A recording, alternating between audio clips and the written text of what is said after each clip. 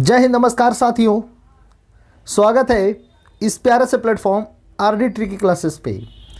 आज के सेशन में हम लोग देखेंगे बिहार बोर्ड क्लास 12 हिंदी काव्य खंड का चौथा चैप्टर छप्पै के टॉप 20 क्वेश्चन आज के वीडियो में हम लोग कवर करेंगे, जो कि एग्ज़ाम ओरिएंटेड रहने वाला है 2027 का।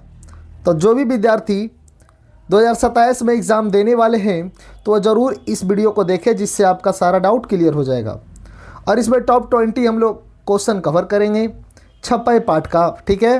तो जो भी विद्यार्थी अभी तक चैप्टर 1, 2, 3 का नहीं देखे हैं, इस वीडियो के नीचे डिस्क्रिप्शन में उन सभी वीडियो का लिंक पिन कर दिया गया, तो आप सभी लोग जाकर देख ले, जिससे आपकी तैयारी बढ़िया हो सके, ठीक है।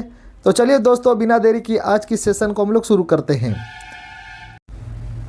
चलिए चलते हैं पहले प्रश्न की ओर। पहला प्रश्न क्या कहता है?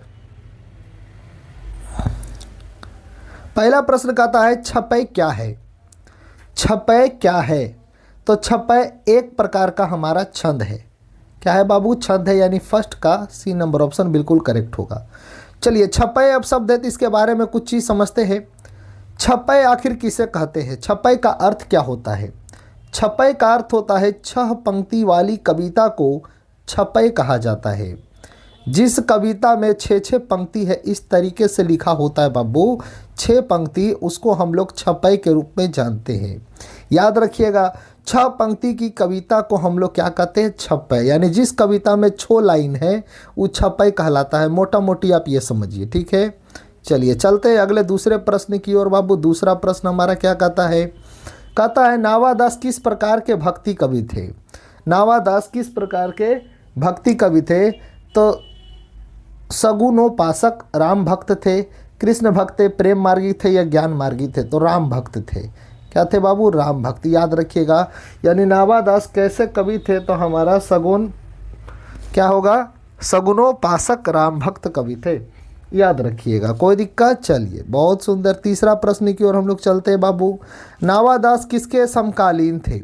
नावादास किसके समकालीन कवि थे? ठीक है, ऑप्शन है तुलसीदास, विनोद कुमार शुक्ल, गजानन माधव, मुक्ति बोध या भूषण जी। बताइए आप लोग, तीसरा का क्या होगा बाबू? तीसरा का हमारा होगा तुलसीदास। क्या होगा? तुलसीदास। यानी नावादास तुलसीदास के समकालीन कवि के रूप में जाने जाते हैं। चलिए चौथे प्रश्न की ओर हम लोग चलते हैं बाबू। छप्पै शीर्षक कविता के रचयिता का नाम बताइए। तो छप्पै किसने लिखा? नावादास जी ने लिखा। किसने लिखा? नावादास। और नावादास भी हमारे किस वर्ग के हैं? दलित वर्ग के। किस वर्ग के? दलित वर्ग के। याद रखिएगा बाबू, जिस कवि के नाम के अंत में वर्ग लगा रहे, दास लगा रहे, क्या लगा रहे? दास, तो वो हमारे दलित वर्ग के आते हैं, ठीक है। चलिए 5वां नंबर प्रश्न की ओर चलते हैं। भक्तमाल कैसी माला है? भक्तमाल कैसी माला है? तो भक्तमाल का अगर अर्थ देखा जाए तो भक्त चरित्रों की माला है। ए नंबर ऑप्शन बिल्कुल करेक्ट होगा, ठीक है। चलिए अगले प्रश्न की ओर चलते हैं। 6 नंबर प्रश्न क्या कहता है बाबू? किसने लिखा है? भक्तमाल मध्य वर्ग के वैष्णव आंदोलन की परंपरा को समझने के लिए सबसे अधिक प्रामाणिक और महत्वपूर्ण सामग्री प्रस्तुत करता है। किसने कहा है बाबू? परशुराम चतुर्वेदी, विजय देव नारायणी साहनी, माता प्रसाद गुप्त या हजारी प्रसाद द्विवेदी? बताइए बाबू, किसने कहा था? कोई यदि जानते हैं तो इसका आंसर दीजिए बाबू। परशुराम चतुर्वेदी ने कहा था। किसने कहा था? परशुराम चतुर्वेदी, यानी ए नंबर ऑप्शन बिल्कुल करेक्ट होगा, ठीक है। चलिए अगले प्रश्न की ओर चलते हैं। 7वां नंबर प्रश्न क्या कहता है बाबू? किसकी लिखी पंक्ति है? सूर कवि सुनी कौन कवि जो नहीं सिरचालन झुकावे या सिरचालन करे?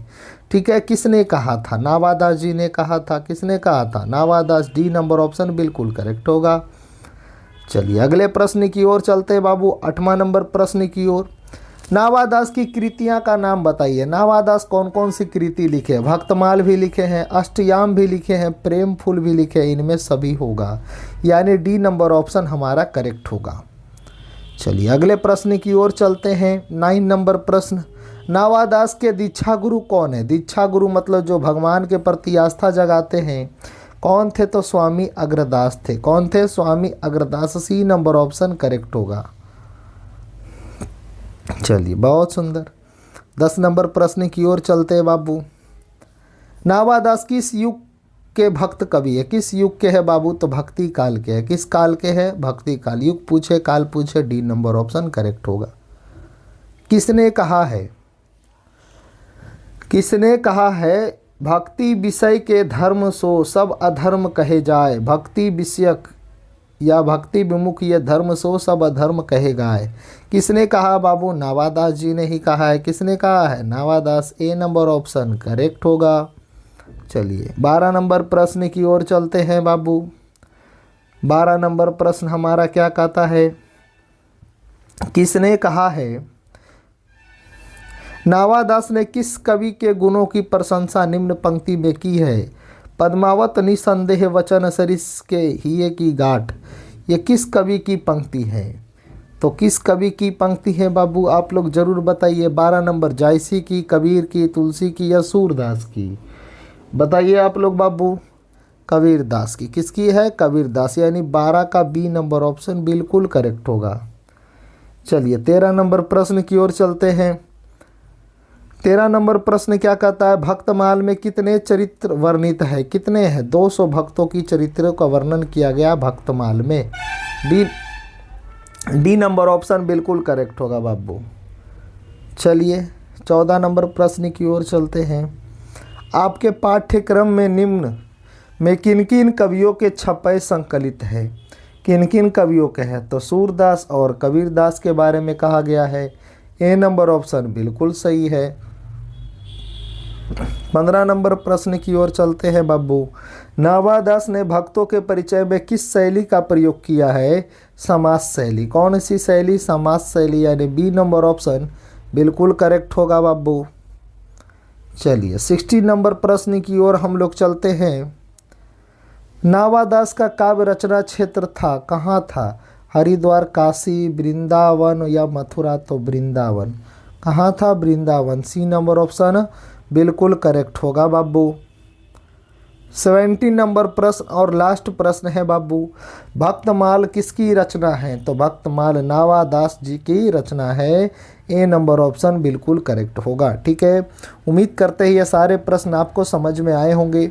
यदि वीडियो पसंद आता है तो वीडियो को लाइक करिए और अपने दोस्तों के पास शेयर भी करिए, और जो हमारे चैनल पर नए हैं हमारे चैनल को सब्सक्राइब भी कर दीजिए। ठीक है, आज के लिए इतना ही बाबू। बाकी मिलते हैं कल। इस वीडियो के डिस्क्रिप्शन में उन सभी वीडियो का लिंक पिन कर दिया गया है, चैप्टर 1, 2, 3, तो सभी लोग जा कर के देख ले, जिससे आपकी तैयारी बढ़िया हो सके। चलिए तब तक के लिए जय हिंद। बाकी मिलते हैं कल।